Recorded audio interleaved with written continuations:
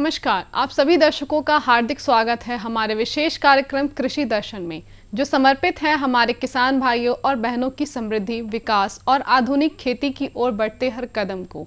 इस मंच के माध्यम से हम लाते हैं खेती से जुड़ी जरूरी खबरें, मंडी के ताज़ा भाव, मौसम का हाल, नई तकनीकों की जानकारी, विशेषज्ञों की सलाह और साथ ही प्रेरणादायक कहानियां भी। तो आइए शुरुआत करते हैं आज के अंक की ओर। सबसे पहले नजर डालते हैं हमारे पहले सेगमेंट खबरें खेती की। नमस्कार किसान भाई और बहनों, मैं प्राजिता स्वागत करती हूं आप सभी दर्शकों का खबरें खेती की के इस विशेष अंक में। आज के इस अंक में हम जानेंगे हाजीपुर में आयोजित क्रेता विक्रेता सम्मेलन से जीविका दीदियों को मिले नए बाजार के अवसरों के बारे में, मशरूम उत्पादन की नई तकनीक और उस पर मिलने वाले सब्सिडी, उन्नत गेंदे की किस्में, कतारबद्ध पौधे रोपण तकनीक और सौर ऊर्जा संचालित कीट नियंत्रण लैंप के बारे में। साथ ही जानेंगे एक प्रगतिशील किसान की सफलता की कहानी, इसके साथ मंडी भाव और मौसम का हाल। तो चलिए सबसे पहले नजर डालते हैं आज की मुख्य समाचारों पर। हाजीपुर में क्रेता विक्रेता सम्मेलन, जीविका दीदियों को नए बाजार का अवसर। मशरूम उत्पादन में मचान तकनीक से बढ़ेगा उत्पादन। सौर ऊर्जा लैंप से हानिकारक कीटों पर नियंत्रण। गेंदे की उन्नत किस्मों से अच्छी आमदनी की संभावना। अब विस्तार से जानते हैं आज की खबरें। हाजीपुर में आयोजित क्रेता विक्रेता सम्मेलन ने जीविका दीदियों को बाजार, बैंकिंग सेवाओं और तकनीकी विशेषज्ञों से जुड़ने का अवसर दिया। इससे महिलाओं द्वारा तैयार किए गए रसगुल्ला, पेड़ा, अचार, मसाले, सत्तू, मखाना और पापड़ जैसे उत्पादों को नए खरीदार मिले हैं। जीविका की ओर से दिए गए प्रशिक्षण, वित्तीय सहायता और विपणन सहयोग से महिलाएं स्वरोजगार से जुड़कर नियमित आय अर्जित कर रही हैं। वहीं लखपति दीदी योजना ने भी उनके व्यवसाय को आगे बढ़ाने में महत्वपूर्ण भूमिका निभाई है। जीविका के तत्वाधान में हम ईवाई की तरफ से एक तकनीकी सहायता संस्था के रूप में गैर कृषि आजीविका के संवर्धन के लिए जीविका का साथ दे रहे हैं, जीविका की मदद कर रहे हैं। इसमें ये जान के बहुत खुशी होती है कि आपकी जो एसएचजी दीदियां हैं, उन्होंने एक बहुत लंबा सफ़र तय किया है, बहुत सफल सफ़र तय किया है। आप लोगों ने बहुत समय पहले, जब पूरे भारत में एसआरएलएम और एसएचजी का नेटवर्क नहीं था, तब से आप लोगों का नेटवर्क शुरू हुआ। आप लोगों ने अपने इस नेटवर्क से केवल बिहार में ही नहीं, बिहार के बहुत अन्य क्षेत्रों में भी जा जाकर एसएचजीज बनाए हैं, स्वयं सहायता समूह बनाए हैं और अभी भी एक आप अग्रणी भूमिका में हैं। किसान भाइयों, अगर आप फूलों की खेती से अच्छी आमदनी करना चाहते हैं तो गेंदे की उन्नत किस्मों का चुनाव कर सकते हैं। नारंगी गेंदा अधिक उत्पादन देने वाली किस्म है। इसके फूल बड़े और आकर्षक होते हैं और पूजा व सजावट में इनकी मांग रहती है। इसके अलावा पूसा बसंती गेंदा, आरका अग्नि, आरका बंगरा, अफ्रीकी गेंदा और फ्रेंच गेंदा भी किसानों के लिए उपयोगी किस्में हैं। गेंदे की खेती में अच्छी जल निकासी वाली दोमट मिट्टी सबसे उपयुक्त मानी जाती है। पूजा, शादी और सजावट में मांग के कारण किसान इससे कम समय में अच्छी आमदनी प्राप्त कर सकते हैं। किसान भाई, अगर आप मशरूम की खेती करते हैं तो लोहे के मचान पर बांस की पट्टियों का इस्तेमाल कर सकते हैं। इस तकनीक से मशरूम को पर्याप्त हवा और नमी मिलती है, जिससे फफूंद और अन्य रोगों का खतरा कम होता है। साथ ही कम जगह में अधिक उत्पादन किया जा सकता है और मशरूम की तुड़ाई व देखभाल भी आसान हो जाती है। इस तकनीक को अपनाकर किसान उत्पादन और आय दोनों बढ़ा सकते हैं। इसके लिए उद्यान विभाग की ओर से सब्सिडी भी दी जा रही है। कतारबद्ध पौधारोपण तकनीक किसानों के लिए काफी लाभकारी है। इसमें पौधों को निश्चित दूरी पर पंक्तियों में लगाया जाता है, जिससे पौधों को पर्याप्त हवा और सूर्य का प्रकाश मिलता है। इससे सिंचाई में सुविधा होती है और पानी की बचत भी होती है। कीटनाशकों का छिड़काव समान रूप से किया जा सकता है और निराई गुड़ाई जैसे कृषि कार्य भी आसानी से किए जा सकते हैं। कतारबद्ध पौधारोपण से फसल की गुणवत्ता और उत्पादन बढ़ाने में मदद मिलती है। सौर ऊर्जा संचालित लैंप किसानों के लिए उपयोगी और पर्यावरण अनुकूल उपकरण है। इसमें लगी एलईडी लाइट रात के समय हानिकारक कीटों को आकर्षित करती है, जिससे फसलों को नुकसान पहुंचाने वाले कीटों की संख्या कम करने में मदद मिलती है। सौर ऊर्जा से चलने के कारण इसमें बिजली का खर्च नहीं होता और रासायनिक कीटनाशकों पर निर्भरता भी कम की जा सकती है। इससे फसल की गुणवत्ता बेहतर होने के साथ पर्यावरण भी सुरक्षित होता है। सफलता की इस कड़ी में आज हम पहुंच रहे हैं नालंदा जिले के अभय कुमार के पास, जिन्होंने प्रशिक्षण प्राप्त करने के बाद आधुनिक तकनीक से मछली उत्पादन शुरू किया। आज वे क्षेत्र के सफल मत्स्य उद्यमियों में शामिल हैं। उनके द्वारा उत्पादित मछलियों की बिक्री पटना और आसपास के कई क्षेत्रों में होती है, जिससे उन्हें अच्छी आमदनी हो रही है। अभय कुमार के प्रयास से कई लोगों को प्रत्यक्ष और अप्रत्यक्ष रूप से रोजगार भी मिला है। उनका कहना है कि वैज्ञानिक तरीके से मछली पालन कर किसान कम लागत में बेहतर उत्पादन प्राप्त कर सकते हैं। उनकी सफलता दूसरे किसानों और युवाओं के लिए भी प्रेरणा स्रोत बनी है। मेरा मछली जैसे पटना में भी जाता है, पटना के बाहर भी जाता है, और जो इसमें जहाँ जो बेचने वाला, ट्रांसपोर्ट वाले, इन लोगों को भी रोज़गार हमारे तालाब से मिलता है। अभी हम मछली में खिलाने के लिए अपना आहार भी बनाते हैं और कुछ हल्का फुल्का फीड लेते हैं, बाकी कुछ अपने घर पे भी बना लेते हैं। और मेरे पास मछली का प्रकार 8-10 प्रकार के हम मछली डाले हुए हैं। रेहू, कतला, ग्रास, नैनी, यही सब मछली हमारे तालाब में है। आइए अब चलते हैं पटना अनाज मंडी, जहां जानते हैं आज के प्रमुख अनाजों के बाजार भाव। लोकल गेहूं 4000 रुपये प्रति क्विंटल, सरबती गेहूं 4500 रुपये प्रति क्विंटल, एमपी गेहूं 4300 रुपये प्रति क्विंटल, उसना चावल 7000 रुपये प्रति क्विंटल, सोनम चावल 7500 रुपये प्रति क्विंटल, सुपर चावल 8000 रुपये प्रति क्विंटल, अरबा सुपर बासमती चावल 12000 रुपये प्रति क्विंटल। पटना और आसपास के क्षेत्रों में आज बादल छाए रहने के साथ बारिश की संभावना है। उपलब्ध पूर्वानुमान के अनुसार अधिकतम तापमान करीब 34 डिग्री से 36 डिग्री सेल्सियस और न्यूनतम तापमान करीब 28 से 29 डिग्री सेल्सियस रह सकता है। बारिश के साथ उमस बनी रह सकती है और कुछ इलाकों में तेज बारिश भी हो सकती है।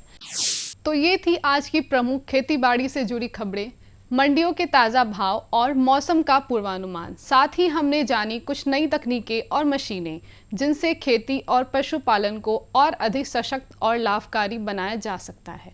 और हाँ, हमें मिली एक किसान की प्रेरणादायक सफलता की कहानी भी, जिसने साबित किया कि परंपरागत खेती भी अगर सही तरीके से की जाए तो बेहतर मुनाफा और पहचान दोनों मिल सकते हैं।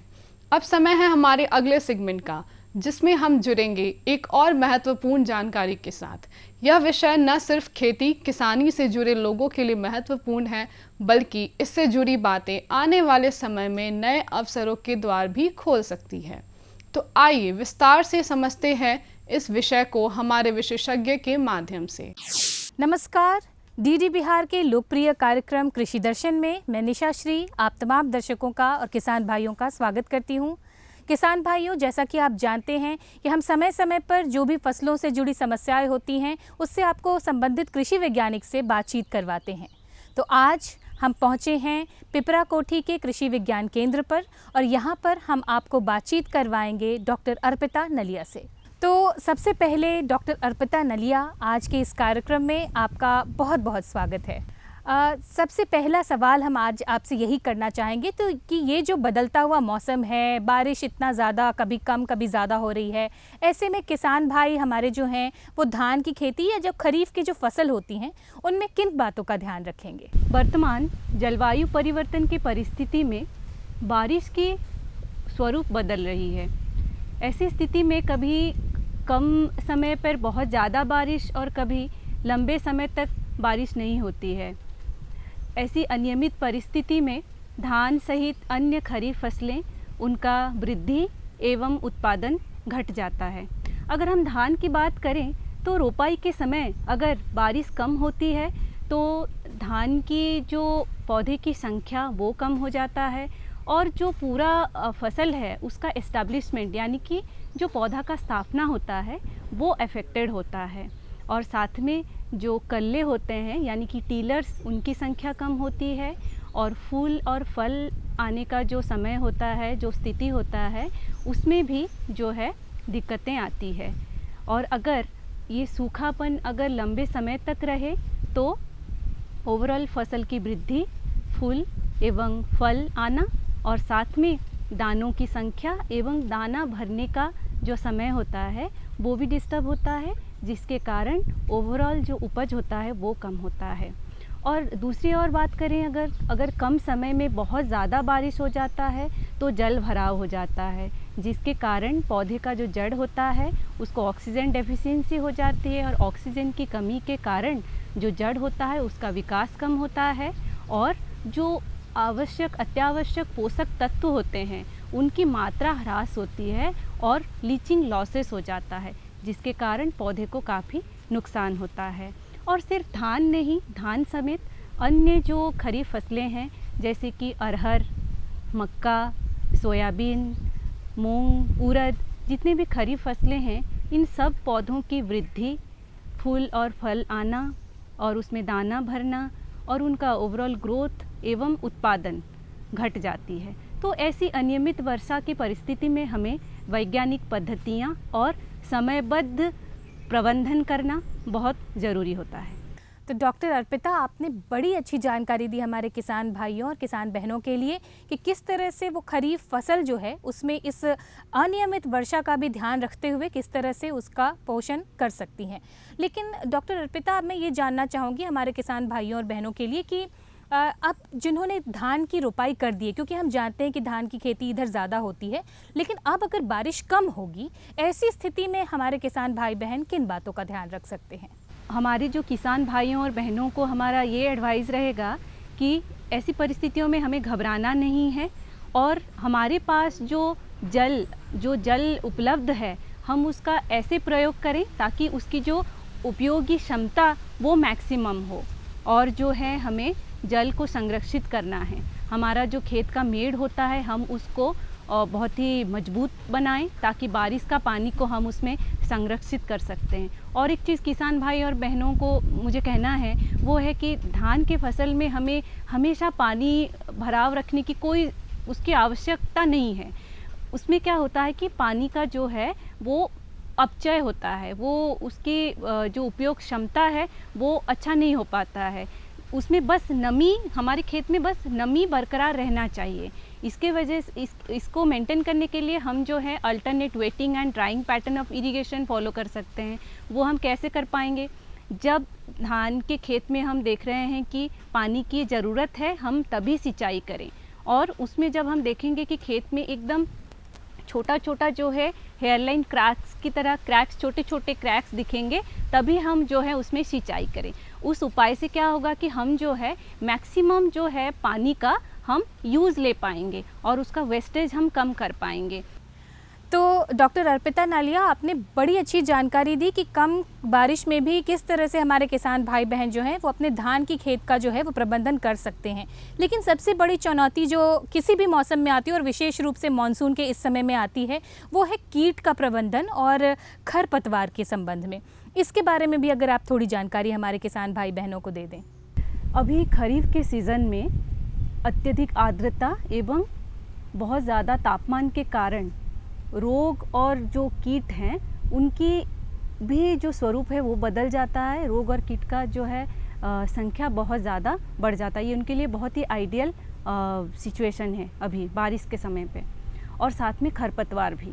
तो मेरे जो किसान भाइयों और बहनों हैं उनके लिए मैं ये कहना चाहूँगी कि खरपतवार प्रबंधन करना बहुत ज़रूरी है, क्योंकि जब सूखापन रहता है, बारिश कम होती है, तो उस समय में जो नमी होता है और जो पोषक तत्व हम जो हैं अपने फसल में अप्लाई करते हैं उसके लिए खरपतवार जो फसल है उसके साथ वो प्रतिस्पर्धा करता है, कंपटीशन करता है।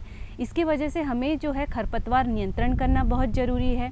उसके लिए हमें जो है वैज्ञानिकों के सलाह ले करके जो सुइटेबल प्री इमरजेंस हर्बिसाइड या फिर पोस्ट इमरजेंस हर्बिसाइड, इसको जो है हमें सही से उसको चुन करके हमें सही समय पर उसको स्प्रे करना चाहिए।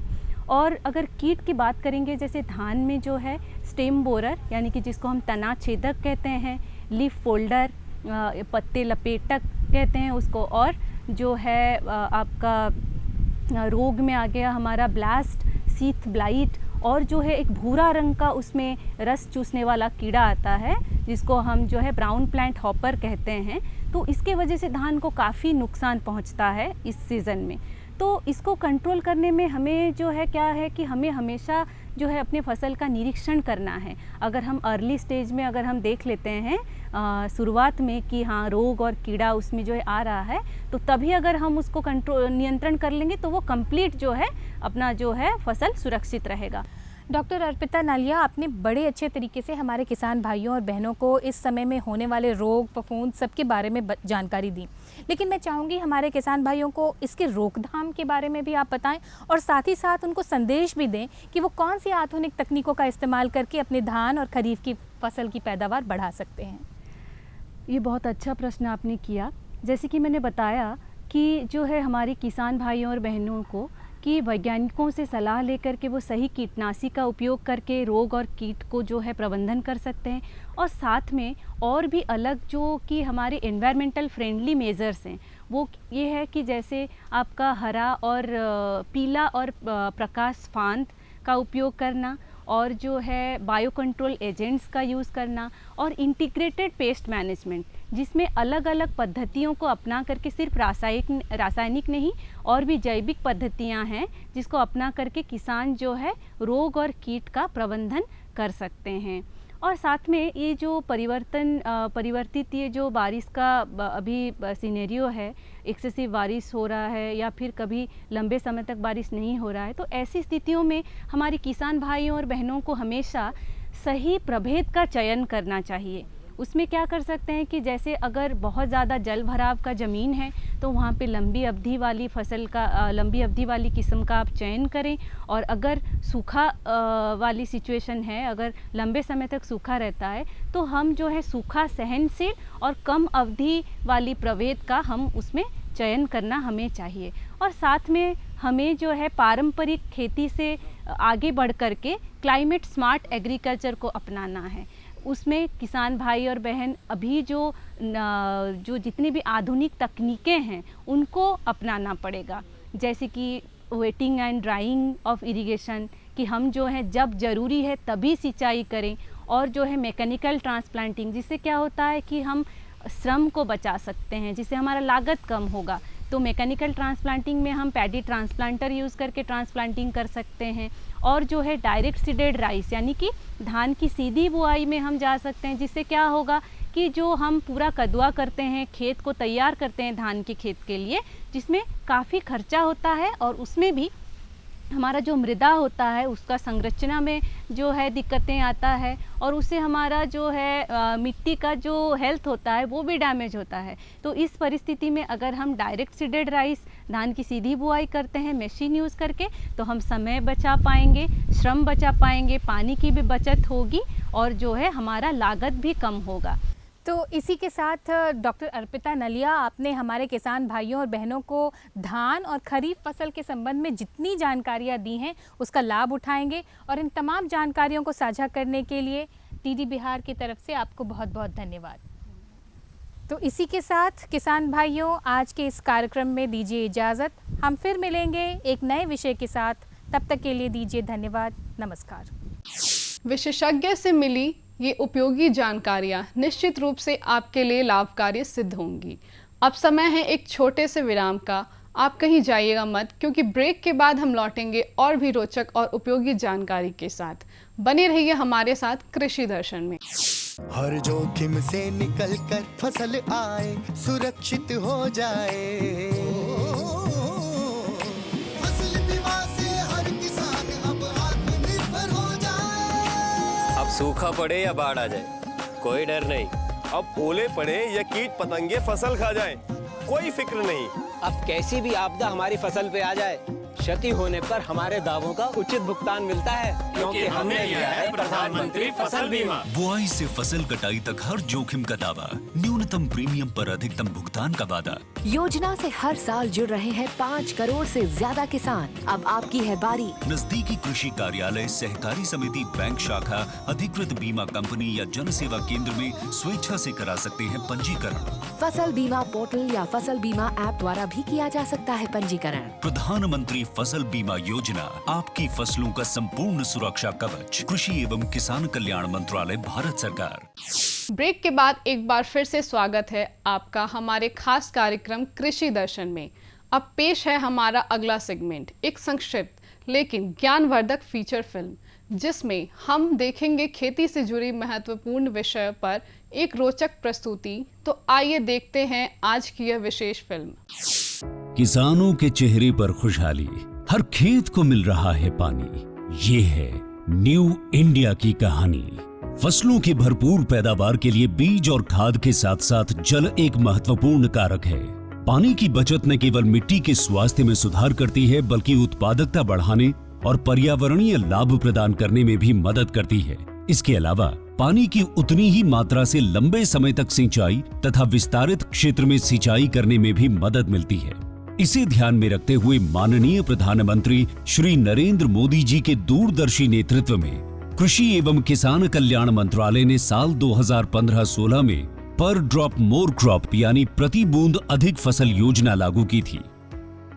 पर ड्रॉप मोर क्रॉप पर सरकार का बहुत जोर है और ये समय की मांग भी है। साथियों, माइक्रो इरिगेशन भी इनपुट कॉस्ट कम करने का और ज्यादा प्रोडक्शन का बहुत बड़ा माध्यम है और एक प्रकार से एनवायरनमेंट की भी सेवा है। सूक्ष्म सिंचाई के माध्यम से उपलब्ध जल संसाधनों के उपयोग को इष्टतम किया जा रहा है। इसका उपयोग सटीक सिंचाई और बेहतर ऑन फार्म जल प्रबंधन प्रथाओं को बढ़ावा देने के लिए भी किया जा रहा है। सूक्ष्म सिंचाई का ये तरीका भंडारित जल के संरक्षण और प्रबंधन में भी मददगार है। सूक्ष्म सिंचाई को 2 तरीकों से अपनाया जाता है। पहला, ड्रिप इरिगेशन। इस तकनीक में पानी को पौधों की जड़ों पर बूंद बूंद करके पहुंचाया जाता है। इस कार्य के लिए पाइप, नलियां तथा एमीटर का नेटवर्क लगाना पड़ता है। इसे टपक सिंचाई या बूंद बूंद सिंचाई भी कहते हैं। दूसरा तरीका है स्प्रिंकलर इरिगेशन। इस तकनीक में दबाव के तहत पानी का छिड़काव किया जाता है और बारिश के रूप में पाइपों के नेटवर्क से जुड़े नोजल सेट के माध्यम से पौधों पर बरसाया जाता है। योजना के मूल्यांकन से पता चला है कि माइक्रो इरिगेशन से जल उपयोग दक्षता में लगभग 30 से 70% तक सुधार हुआ है। विभिन्न फसलों की उत्पादकता में 9 से 60% तक की वृद्धि हुई है तथा गुणवत्ता भी बढ़ी है। किसानों की आय में 10 से 69% तक की बढ़ोतरी हुई है। पंपिंग में विद्युत ऊर्जा और डीजल की बचत हो रही है। साथ ही इससे ग्रामीण क्षेत्र में रोजगार के अवसर भी उत्पन्न होते हैं। पर ड्रॉप मोर क्रॉप यानी प्रति बूंद अधिक फसल के तहत ड्रिप और स्प्रिंकलर सिस्टम के लिए सरकार छोटे और सीमांत किसानों को 55% और अन्य किसानों के लिए 45% की सहायता प्रदान करती है। इसके अलावा कुछ राज्य सूक्ष्म सिंचाई को प्रोत्साहित करने के लिए किसानों को अतिरिक्त सब्सिडी भी प्रदान करती है। इसे लगाने के लिए एक लाभार्थी को अधिकतम 5 हेक्टेयर क्षेत्र में सूक्ष्म सिंचाई हेतु सहायता मिलती है। पिछले 9 वर्षों में प्रति बूंद अधिक फसल यानी PDMC योजना के माध्यम से सूक्ष्म सिंचाई के तहत लगभग 78 लाख हेक्टेयर क्षेत्र को कवर किया गया है, जो कि 81% से अधिक सूक्ष्म सिंचाई कवरेज है। इसके अलावा सूक्ष्म सिंचाई के कवरेज के विस्तार के लिए नाबार्ड के साथ मिलकर 5000 करोड़ रुपए की सूक्ष्म सिंचाई कोष यानी MIF बनाया गया है एवं इस कोष को 10,000 करोड़ रुपए तक बढ़ाना प्रस्तावित है। पर ड्रॉप मोर क्रॉप योजना का लाभ पाने हेतु अपने नजदीकी कृषि एवं उद्यान विकास के कार्यालय से संपर्क करें। माननीय प्रधानमंत्री श्री नरेंद्र मोदी जी के मार्गदर्शन में देश का किसान अब आत्मनिर्भर होकर खुशहाली की ओर अग्रसर है।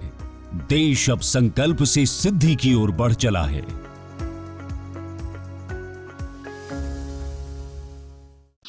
तो दर्शकों, यही था कृषि दर्शन का आज का अंक, जहां हमने जानी खेती से जुड़ी अहम खबरें, मिले विशेषज्ञ की सलाह, देखी आधुनिक तकनीक और उपकरणों की जानकारी और सुनी एक प्रेरणादायक सफलता की कहानी।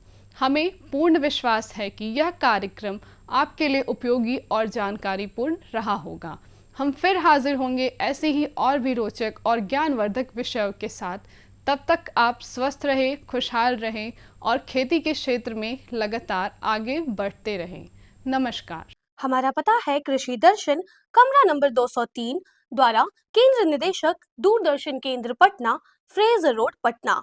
आप हमसे ईमेल के माध्यम से भी संपर्क कर सकते हैं। हमारा ईमेल है directorddkpatna@gmail.com या kddkpatna@gmail.com।